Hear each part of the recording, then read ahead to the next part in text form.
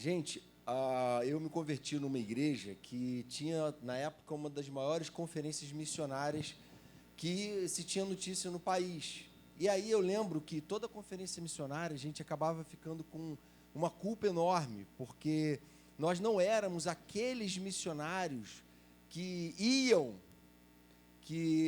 para longe, transculturais. E aquelas conferências, por um lado, abençoavam muito a gente, porque deram para a gente um panorama do que acontecia em termos de missões no mundo. Mas, por outro lado, elas geravam uma crise, mais ou menos do tipo assim: a gente que é cristão na cidade, na verdade, é um cristão meia-boca, é mais ou menos um cristão. Cristão mesmo é aquele que está indo lá, está indo para longe para pregar. E aí eu lembro que, na época, a gente já se deixou despertar por vocações urbanas mesmo, e a gente começou a subir morro, a fazer trabalho evangelístico em favelas, fazer projetos evangelísticos temporários em favelas durante as férias da juventude. E eu lembro que até quando eu fui para a Oceânica, o pastor Henrique, quando começou a Oceânica, ele era missionário na favela de Acari. Ele já estava migrando da engenharia para missões, já estava trabalhando no meio de uma favela como missionário. E aí o que a gente foi percebendo é que, embora todos esses projetos missionários transculturais, que vão até um povo não alcançado, vão até um grupo que, de alguma forma, está excluído, está marginalizado, são muito importantes e valiosos. Mas a gente descobriu o seguinte: às vezes a gente instituía alguns heróis entre esses missionários.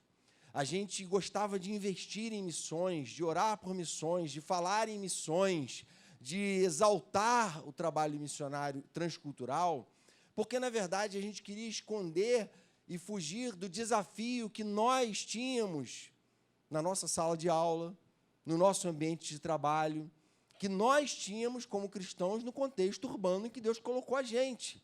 É mais fácil você orar por alguém que está longe, investir nele, do que você falar: peraí, eu sou chamado, eu sou missionário, eu preciso cumprir essa missão aqui. E aí a gente percebeu isso, e a gente fez, então, uma certa migração conceitual. Falou: peraí, vamos continuar investindo, vamos continuar orando, mas vamos também ir, e não ir para longe, não, ir para perto. Vamos mudar essa forma de enxergar as coisas. Vamos ensinar para a igreja que a igreja nada mais é do que uma base missionária. E a gente está aqui para fazer diferença exatamente no bairro que a gente está vivendo hoje, morando, no prédio que você mora, no condomínio que você mora, na turma que você estuda, no escritório, no estágio, onde você estiver. Você não pode esperar um chamado missionário, porque você já tem um chamado missionário desde que você se converteu. Amém? Então, nada mais absurdo, por exemplo, do que criar um ministério. Já imaginou isso aqui? Vamos criar um ministério de pessoas que leem a Bíblia. Esse é o ministério da igreja, das pessoas que leem a Bíblia, as outras não leem. O ministério das pessoas que oram. Já parou para pensar nisso? Existe o ministério de intercessão, é uma outra questão. Agora, ministério das pessoas que oram, e só essas pessoas oram. Ministério de adoração. Ministério de música existe, mas ministério de adoração, só eles que adoram, não faz sentido. E a mesma lógica é o ministério de evangelismo. Criar um ministério para organizar projetos evangelísticos, tudo bem, mas ministério de evangelismo no sentido de ter um grupo que a gente vai transferir a responsabilidade de fazer esse papel, isso não faz sentido, porque oração, adoração, serviço, leitura e meditação na palavra e também evangelismo são, na verdade, a vida cristã normal. São aquilo que Deus nos chamou para fazer. E será que a gente está conseguindo enxergar por esse ponto de vista? E esse texto que a gente vai ler, ele conta a história de um cara que foi de endemoniado até evangelista, mas em pouquíssimo tempo. Essa história é uma história surpreendente. É uma história em que Deus mostra para a gente como é que Ele pode levantar pessoas muito improváveis, como eu e você, para serem pessoas que vão fazer diferença no contexto em que Ele colocou a gente. Lucas, capítulo 8, verso 26. Fica atento à leitura aí. A gente vai ler um relato, então não vou ter como pensar, vamos ter que ler o relato para a gente aplicar, fazer aplicações em cima dele. Lucas 8, 26. Diz assim: navegaram para a região dos Gerazenos, que fica do outro lado do lago, frente à Galileia. Quando Jesus pisou em terra, foi ao encontro dele um endemoniado daquela cidade. Fazia muito tempo que aquele homem não usava roupas, andava nu, nem vivia em casa alguma, mas nos sepulcros, dormia nas covas do cemitério. Quando viu Jesus, gritou, prostrou-se aos seus pés e disse em alta voz: que queres comigo, Jesus, Filho do Deus Altíssimo? Rogo-te que não me atormentes. Pois Jesus havia ordenado que o espírito imundo saísse daquele homem. Muitas vezes ele tinha se apoderado dele, mesmo com os pés e as mãos acorrentados, entregue aos cuidados de guardas, quebrava as correntes e era levado pelo demônio a lugares solitários. Jesus lhe perguntou: qual é o seu nome? Legião, respondeu ele, porque muitos demônios haviam entrado nele, e implorava-lhe que não os mandasse para o abismo. Uma grande manada de porcos estava pastando naquela colina. Os demônios imploraram a Jesus que lhes permitisse entrar neles, e Jesus lhes deu permissão. Saindo do homem, os demônios entraram nos porcos, e toda a manada atirou-se precipício abaixo, em direção ao lago, e se afogou. Vendo o que acontecera, os que cuidavam dos porcos fugiram e contaram esses fatos na cidade e nos campos. E o povo foi ver o que havia acontecido. Quando se aproximaram de Jesus, viram que o homem de quem haviam saído os demônios estava assentado aos pés de Jesus, vestido e em perfeito juízo, e ficaram com medo. Os que o tinham visto contaram ao povo como o endemoniado fora curado.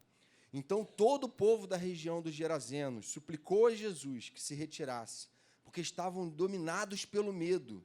Ele entrou no barco e regressou. O homem de quem haviam saído os demônios suplicava-lhe que os deixasse ir com ele, mas Jesus o mandou embora, dizendo: volte para casa e conte o quanto Deus lhe fez.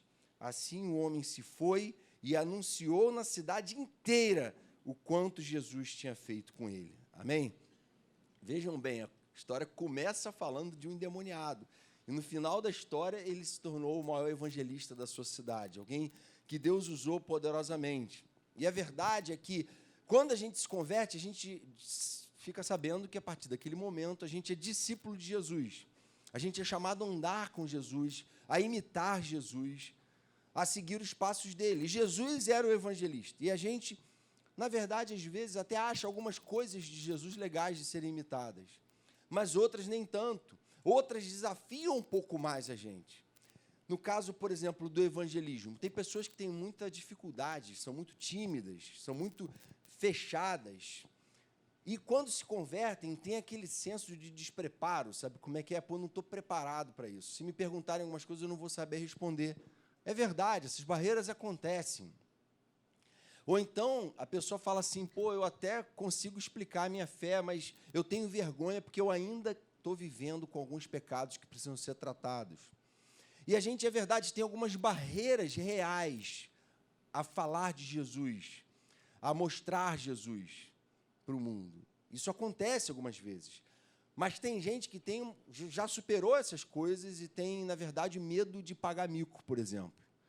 Sabe aquela situação de a pessoa ter medo da reprovação de certos amigos que eram da galera que ele frequentava, na praia, sei lá onde?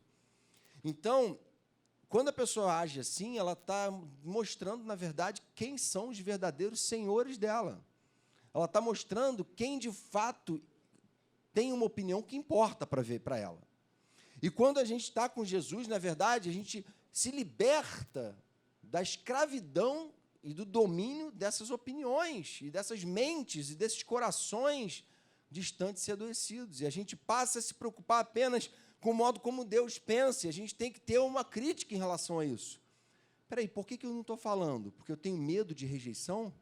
Espera aí, mas Jesus morreu por mim humilhado na cruz, agora eu tenho medo de ser rejeitado por falar dele? Eu tenho medo de agir de acordo com o modo como ele agia? Eu tenho medo de sofrer na pele a mesma rejeição que ele sofreu? De uma forma que há um desafio em relação à evangelização diferente, que é a gente romper com esse domínio todo e falar: cara, agora para mim, cara, Deus está acima de tudo. E, pô, eu não estou nem aí para o que os outros pensam. Não estou nem aí se alguém me reprova. Uma vez que Deus me aprova, eu estou em paz e vou continuar falando dele. Eu lembro do pastor Marcelo Galberto, que é presidente da MPC, acho que eu já contei isso uma vez no congresso, ele falou assim, que se alguém te perguntar no seu colégio, na sua faculdade, sei lá, algum amigo seu te perguntar assim, ué, você é crente? Quando descobrir que você é crente, você responde para ele assim, ué, claro que eu sou, você não é, não? Então, assim, a gente... Por que essa brincadeira que ele fez? Qual é a ideia dessa brincadeira aqui? A ideia é assim, às vezes, o cara fica acuado quando descobrem que ele é crente, como se ele não tivesse convicções em relação à sua própria fé, ao fato de que aquilo em que ele crê é a verdade incontestável a respeito de Deus, do homem, da criação, da redenção, do pecado. E aí ele fala, peraí, você não é? Se você não é, você está seguindo o quê? O que você pensa do amanhã? Quando você morrer, você vai para onde? Eu sei para onde eu vou. Você sabe para onde você vai? Como é que você explica esses impulsos pecaminosos no seu coração? Eu sei explicar. Eu tenho base para explicar isso. E eu tenho base também para explicar a solução para essas coisas, a solução que eu tenho experimentado na minha vida. Então, a gente precisa se deixar impregnar de uma consciência cristã que nos dê firmeza diante de situações em que a gente é desafiado a testemunhar, a impactar as pessoas que estão à nossa volta. Será que a gente tem tido isso? E aí esse texto aqui, na verdade, ele mostra para a gente como é que Deus levanta um evangelista. Que tipo de gente Deus pega para fazer dele um instrumento de evangelização? Alguém em quem Jesus vai crescer nele como evangelista. Em primeiro lugar, esse cara aqui mostra para a gente que Jesus faz com que surjam evangelistas de pessoas totalmente improváveis. Esse cara era o cara mais improvável. Diz assim no verso 27, ele era um endemoniado, que fazia muito tempo que ele não usava roupas, ele não vivia em casa alguma, mas morava nos sepulcros, morava nas covas do cemitério, e andava peladão e possesso. Esse era esse cara. Era aquele cara assim que você olha, cara, esse aqui é o último cara que vai ser usado por Deus para falar dele. É o último cara que vai testemunhar. Sabe aquele cara que você olha assim, aquela mulher prostituta, aquele cara traficante, o outro mau caráter, o outro um pedófilo, sei lá, uma coisa assim bárbara. Você fala, pô, esse cara nunca vai ser alguém usado por Deus. Um ateu, alguém avesso à igreja, alguém que entra nas redes sociais para ficar humilhando cristãos.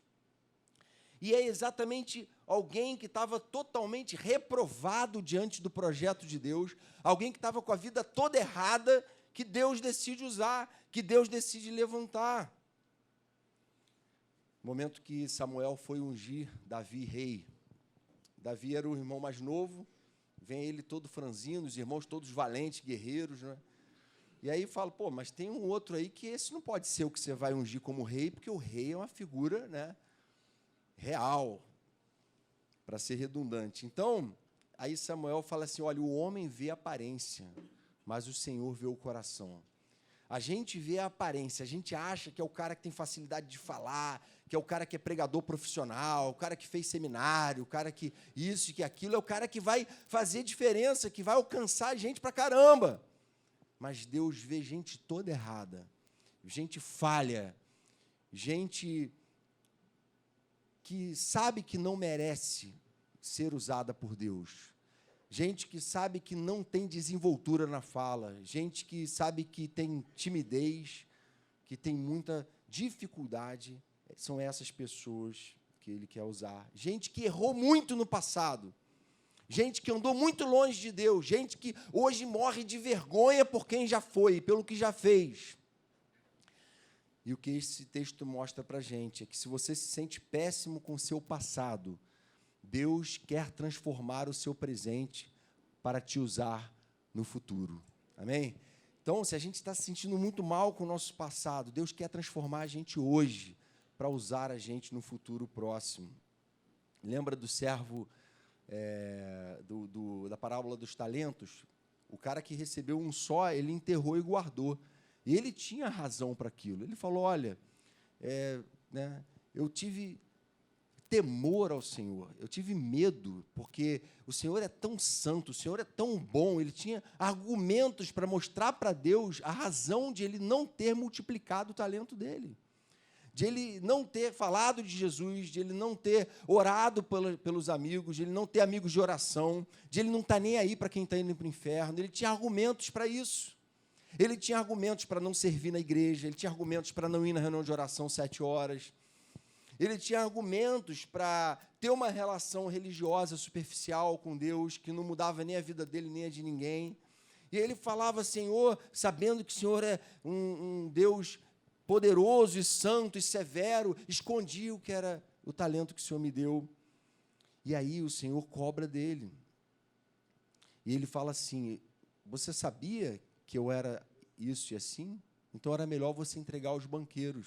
O servo mau e negligente será lançado fora. O servo negligente, aquele que sabia que devia fazer a obra e se esquivou, e não se entregou, e não se dedicou o que deveria dedicar. Isso mostra para a gente que Deus não quer que você abandone a missão por causa do seu pecado. Guarda isso. Deus quer que você abandone o seu pecado por causa da missão. Deus não quer que você, eu não tenho como ser usado por Deus, eu não tenho como evangelizar, eu não tenho como pregar, eu não tenho como fazer nada, porque, afinal de contas, eu ainda tenho um pecado. Se você fizer isso, você está negando a sua fé. O que Deus quer que a gente faça é que a gente abandone o pecado por causa da missão e da obra, que são muito maiores e mais importantes do que Ele. Amém? Assim, cara, eu não estou podendo falar para os meus amigos porque olha o meu comportamento. Então, peraí, o que eu tenho que abandonar? A ideia de evangelizar meus amigos ou os meus pecados? Os meus pecados. O que atrapalha a minha comunicação, o que tira a minha credibilidade. E aí, tem gente que, quando está na igreja, tem um comportamento. Quando está na escola, tem outro. Eu lembro até hoje um amigo meu que falou isso. Pô, fiquei bolado. Pô, por que foi, cara?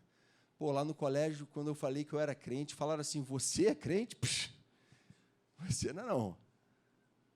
Aí ele falou, pô, nunca parei para pensar nisso, não estou agindo como crente aqui, no meu colégio, né?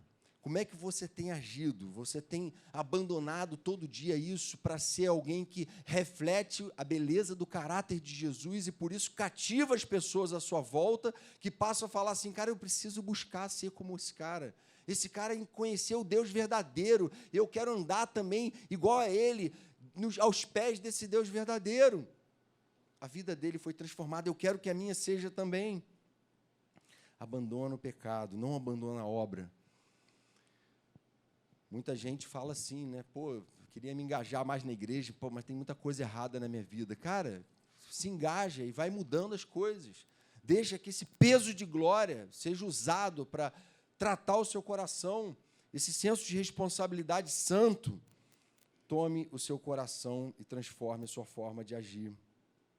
Em primeiro lugar, então, Deus vai usar pessoas improváveis como eu e você, pessoas tímidas, pessoas falhas, pessoas que têm vergonha do que já fizeram, do que já foram, pessoas que vacilam. Em segundo lugar, um evangelista nasce de um encontro libertador com Jesus. Veja bem, verso 28. Aquele homem, então, sofre uma transformação. Verso 28 diz, que queres comigo, Jesus, Filho do Deus Altíssimo? Rogo-te que não me atormentes. Antes do encontro de Jesus, antes de ele ser liberto por Jesus, ele era um cara que se sentia atormentado pela presença de Jesus. A presença de Jesus é sempre uma tormenta para quem não quer nada com ele. Antes de ser liberto por Jesus, ele era assim. E a verdade é que, muitas vezes, a sua atitude diferente como cristão vai ser uma tormenta para algumas pessoas. No momento que tem um endemoniado ali, né, dormindo em cemitério, pelado, totalmente enlouquecido, ninguém fica incomodado, cara, não incomoda. Por quê? Porque o cara está tão errado que quanto mais errado o cara que está do meu lado é, mais certo eu me mostro. mais fica evidente como eu sou um cara virtuoso e bom. Mas quando o cara que é todo errado, que me faz sentir superior, fica mais saudável do que eu, opa, a partir desse momento, aí o pessoal começa a ficar incomodado. O pessoal começa a ficar atormentado, né? As pessoas podem reagir assim. E aí, gente, é interessante que o próprio Jesus falou assim, olha, se o mundo os odeia, lembre-se que primeiro me odiou a mim. É natural que o mundo odeie vocês. João depois falou assim, não fiquem admirados se o mundo os odeia. Vocês vão atrair sobre vocês o ódio. Por quê? Porque a vida de vocês transformada evidencia para as pessoas que estão à volta de vocês que a vida delas está errada. A vida de vocês reconciliada com o seu Criador vai mostrar para as pessoas à sua volta que elas também precisam se reconciliar com o Criador delas. A vida de vocês curada, liberta da escravidão da opinião dos outros, da escravidão dos sistemas perversos que dominam a mente do jovem comum hoje na nossa sociedade, uma mente liberta dessas coisas, confronta as pessoas. Caramba, eu achava que era o cara da parada, e agora esse cara me confrontou com uma verdade que eu não tenho como negar. O cara era um cara todo errado. E agora o cara, a vida dele foi transformada. Como é que eu vou questionar esse poder transformador que mudou ele da água para o vinho? Que fez com que o testemunho da verdade nele fosse inquestionável.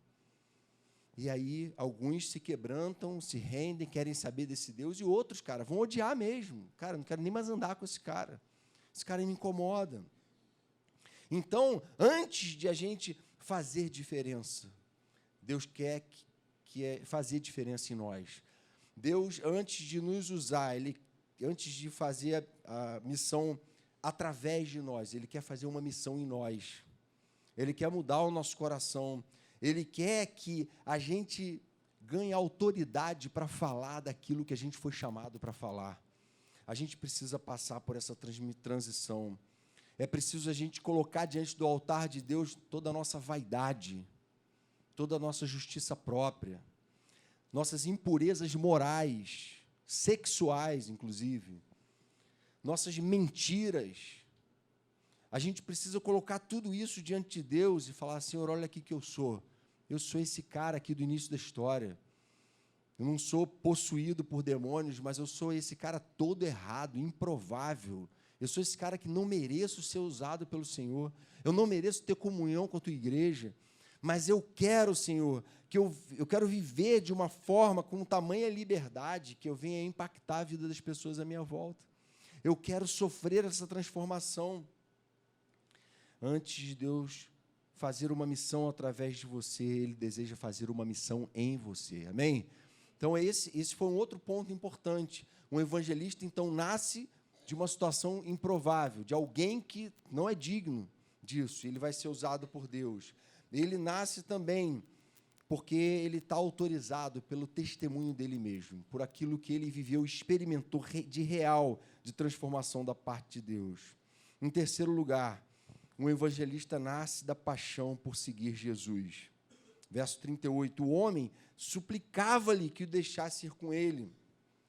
O homem, ele não falava assim, pô, Jesus, se tiver uma vaga aí nesse bonde, me coloca aí na fita. Ele não fala isso, ele fala assim, ele suplica, Senhor, por favor, me deixa ir com você.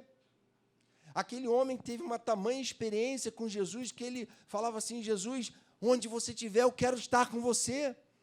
Eu quero ouvir o que o Senhor tem a falar. Eu quero ler a tua palavra. Eu quero orar ao Senhor. Eu quero estar na reunião de oração do UP, sexta-feira, às 7 horas. Eu quero estar na reunião de oração do Gol, eu quero estar no Gol, no UP, eu quero estar no Gol Camp, eu quero estar buscando o Senhor onde o Senhor estiver, onde o teu povo estiver, onde a tua palavra for pregada. Eu tenho sede do Senhor, eu quero mais do Senhor na minha vida, eu desejo o Senhor mais do que eu desejava o pecado, porque o Senhor me preenche, o Senhor dá sentido a tudo que eu faço, e o meu pecado não me dá. Nunca me deu, só me trouxe tristeza e vazio. Então eu quero mais. E aquele homem mostra isso. Um homem improvável, um homem que tinha sido transformado, agora se mostra um homem sedento e apaixonado. Ele estava ávido por tudo que dizia respeito a Cristo e ao evangelho dele. Muitas vezes não encontramos tempo em nossa agenda para investir no projeto do reino de Deus. Esse é um problema do nosso tempo. Muitas vezes nós não encontramos tempo em nossa agenda para investir num projeto que nos torne gente apaixonada por Jesus e pelo evangelho. Mas é verdade também que nos falta essa paixão, porque nós não encontramos tempo para o reino. Então, você tanto não tem paixão porque não busca, como também não busca, essas coisas se retroalimentam, na verdade. Enquanto eu não racionalmente estabelecer que a partir de hoje eu vou buscar mais a Deus, eu vou orar mais, clamar mais, buscar Ele com mais sede, se eu não determinar isso racionalmente hoje, amanhã eu não vou ser esse cara apaixonado que eu sonho em ser. Isso não acontece muitas vezes de uma forma mágica, não.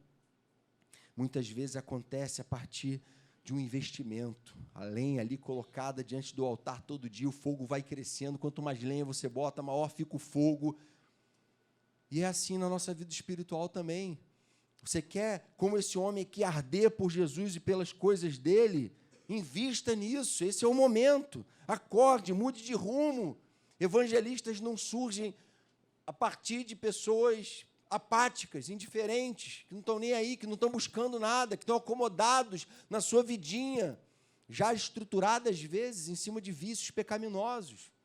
Não vai surgir evangelista nenhum daí. Evangelistas nascem de corações que estão ardendo em chamas para Deus, que estão buscando a Ele de todo o coração, que se desesperam quando veem gente indo para o inferno, gente que Ele ama.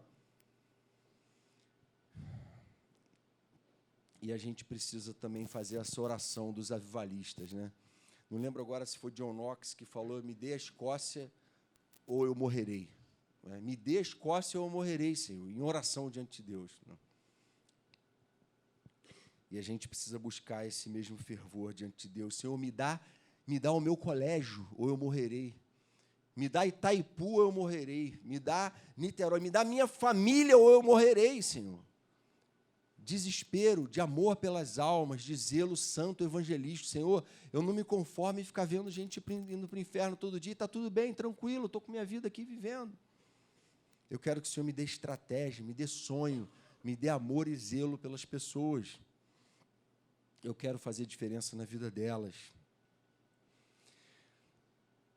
Deus quer nos fazer evangelistas fervorosos. Quarto e último lugar, o chamado de um evangelista nasce no momento da conversão. Voltando aqui, na verdade, do início da história que a gente falou isso, no final do texto, no verso 38, Jesus diz assim para ele: volte para casa e conte o quanto Deus lhe fez. Assim o homem se foi e anunciou na cidade inteira o quanto Jesus tinha feito por ele. Ele voltou. Jesus falou: faz o seguinte, eu sei que você está sedento, que você quer estar comigo. Eu sei que tudo que você quer agora é essa situação gostosa, que é você se converter e começar a frequentar a igreja, ficar sentado, ouvindo a palavra, orando. Mas é o seguinte, a situação da missão é urgente. Não vai dar para esperar, não. Você acabou de se converter, mas eu quero te dizer o seguinte: a sua história já é uma encarnação do Evangelho, do poder transformador do Evangelho. Então, vai lá, e Jesus nem falou para ele doutrinar o pessoal, não. Falou assim: vai lá e só conta o que aconteceu com você. Conta a sua história para eles. Os caras já estavam querendo apedrejar Jesus, né? O cara veio aqui e arrebentou com nossos porcos. Esse cara aqui, né? Que cara é esse? É um feiticeiro poderoso que... Ficaram com medo de Jesus, começaram a hostilizar Jesus. Eu já não tenho como mais, porque eles estão com medo de mim, mas você tem como. Você é o Evangelho encarnado. Você é a prova de que o Evangelho é verdadeiro, é real. Qual é aquele ditado que a gente tem falado às vezes, né? Você é a única Bíblia que algumas pessoas vão ler. Como é que está a sua vida? Você pode dizer assim: não, eu vou lá e vou mostrar com a minha vida. Quando eu falo do Evangelho, ninguém quer ouvir. Mas quando eles veem a minha vida, aí eles conhecem o Evangelho. Será que você pode dizer isso? E aquele homem, então, buscou. Jesus falou, eu sei que você quer sentar, ouvir, aprender e tal, mas a missão é urgente. Não se acomode à zona de conforto. Saia da zona de conforto. Aceite o desafio, vá lá e conte o que aconteceu com você. Vá lá e faça a obra de um evangelista. Há pessoas que têm dificuldade de dizer não. Existem pessoas que são esses caras que multiplicam os talentos, não é? Na parábola dos talentos. O cara ganhou 5, multiplicou, tinha 10, o outro ganhou 2, tinha 4. Tem pessoas que são muito prestativas em fazer, em servir e tudo. Mas há também pessoas que nunca estão dispostas, têm sempre o argumento, suas agendas estão sempre lotadas, que nunca estão dispostas a mudar o seu esquema, a sua agenda, as suas prioridades, que nunca estão dispostas a sair da zona de conforto. Elas sempre estão calculando o preço que isso vai ter e dizendo assim, cara, o preço é alto, eu não estou fora. Elas estão sempre refletindo nisso. E aí eu queria falar de uma citação aqui que eu li há um tempo atrás daquele R.T. Kendall, que é o sucessor lá do Martin Lloyd Jones, que ele diz o seguinte, o Espírito Santo pode exigir de você hoje algo que não estava em seus planos. O Espírito Santo pode estar exigindo de mim e de você hoje aqui algo que não estava em seus planos. Pode estar exigindo de mim e de você que a gente se incomode um pouco mais com a vidinha. Gente, vidinha, não estou falando que a nossa vida não serve para nada, não. Estou falando assim, a vidinha no sentido dessa comodidade que a gente se encaixa, às vezes, para dizer assim, cara, você está orando pouco, começa a orar mais. Você está se incomodando pouco, começa a se incomodar mais. Sabe por quê? Porque se você está se incomodando pouco, você está se amando pouco. Porque quem ama muito, se incomoda muito. Eu vejo isso na minha relação com meus filhos. Se eu não me incomodo, deixo eles fazerem o que eles querem, Isaac e tal, cara, isso não é amor. Se eu amo, eu me incomodo. Filho, não pode ser assim. Você não percebe que fazer isso faz mal para você? Te coloca numa situação de risco? Não pode. Isso é zelo, isso é amor. Falar para as pessoas, olha, esse caminho que você está é um caminho de morte, mas eu conheço o caminho de vida. Eu experimentei isso. Se você já se entregou a Jesus, não espere um chamado especial para falar dele, pois essa vocação já está subentendida no ato da sua entrega. No momento que você se entregou a Jesus, você já tem uma vocação para falar dele, para ser um proclamador da verdade. Isaías chegou diante de Jesus, diante de Deus, aliás, e disse assim, no momento que Deus chamou ele, ai de mim, estou perdido, pois eu sou igual aquele cara lá do início da história, endemoniado, eu sou aquele cara todo errado. Eu sou um homem de lábios impuros, boca suja, e vivo no meio de um povo de lábios impuros. Eu sou um cara errado, que vive no povo errado. Eu estou cansado de tanto pecado dentro de mim e à minha volta. Mas aí, quando Deus perguntou, então, quem enviarei? Quem há de ir por mim? Quem irá por nós? E esse mesmo Isaías, que se detonou, disse o seguinte, eis-me aqui, envia-me a mim. Senhor, pode me enviar. Eu sou esse cara todo errado, eu não mereço, mas eu quero ser usado pelo Senhor. Senhor, eu não vou ser usado pelo Senhor na vida dos meus amigos, porque, olha como eu sou bom, como eu sou melhor, como eu sou mais inteligente, como eu sou mais safo. Não, eu vou ser usado porque, pela sua misericórdia, o Senhor usa as pessoas, usa vasos impuros mesmo, gente errada. E Ele trata, e Ele cura, e Ele impacta, e Ele faz, e Ele opera para a glória dEle, amém? Enquanto Ele está operando, Ele continua transformando a minha vida. E esse processo não acaba. Algumas aplicações aqui para a gente encerrar. Deus não quer que você abandone a missão por causa do pecado, mas que você abandone o pecado por causa da missão. Amém? Guarda isso. Sai desse retiro aqui falando, Senhor, chega desses pecados ficarem limitando o que o Senhor quer fazer através de mim. Senhor, trata o que precisa ser tratado para que eu não seja mais limitado por isso, mas que eu seja ousado, usado pelo Senhor. Segunda aplicação, antes de Deus fazer uma missão através de você, é verdade, Ele quer fazer uma missão em você. Senhor, cumpre a sua missão em mim, transforma o meu coração, porque eu quero ter autoridade para falar daquilo que eu estou vivendo e buscando viver de verdade. Eu quero mostrar que o teu evangelho liberta mesmo, opera transformação, cura. O teu evangelho transforma o coração. Isso não é uma pregação e uma doutrinação filosófica. Isso é o poder de Deus. É o Espírito Santo que opera isso, gente. Porque um discurso racional, por mais que seja eloquente e bem fundamentado, ele não transforma corações. Pode até transformar mentes, mas corações não. Corações, a gente crê, são transformados pelo poder de Deus. Pode mudar a forma de enxergar as coisas, mas os impulsos continuam ali. E o que me faz parar de pecar e te faz parar de pecar não é nem a pregação de nenhum pregador que vai pregar aqui nesse retiro, mas é o poder do Espírito Santo, à medida que você buscar a Ele. Não adianta. Se você ouvir uma palavra, por mais abençoadora que seja, e você não for ali para o seu quarto, cara no chão, joelho dobrado, Senhor, tem misericórdia de mim, purifica o meu coração, nada vai mudar. A mudança precisa ser buscada de coração firme diante de Deus. Em terceiro lugar, quem deseja hoje aqui se comprometer a uma mudança de rumo. Se você professou a sua fé no Senhor, não espere um comissionamento, pois ele já está embutido na sua decisão por Jesus. Feche os seus olhos. Senhor, a gente sabe que essa palavra, Senhor, ela nos envergonha, porque a gente sabe o quanto a gente está deficiente, o quanto a gente deve, o quanto a gente está errado. Mas ela nos consola, porque ela mostra que mesmo gente tão errada pode ser usada pelo Senhor. E são essas pessoas que o Senhor quer usar, gente que já está convencida da sua própria indignidade. Eu quero te pedir, Senhor, que o Senhor venha despertar aqui no nosso meio cristãos de verdade, que vivem o evangelho de verdade e por isso não conseguem se calar diante do erro e que por isso, Senhor, tem brilhado como luzeiro onde tem vivido. Tem sido luz no meio das trevas, gente que tem mostrado a transformação poderosa que o Teu Espírito Santo opera na vida daqueles que Te buscam de todo o coração.